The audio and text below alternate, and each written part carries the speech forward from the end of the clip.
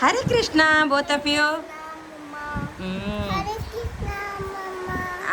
సీతాఫల ice cream బాగుందా?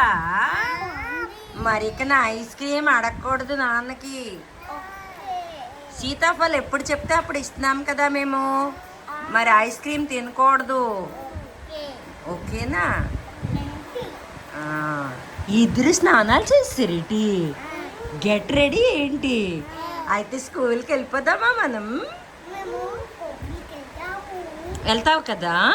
ఇప్పుడు గుడికెళ్ళి వచ్చేసిన తర్వాత స్కూల్ టైమింగ్లో టైం టేబుల్ ప్రకారంగా నేను చెప్పినవన్నీ వినాలి.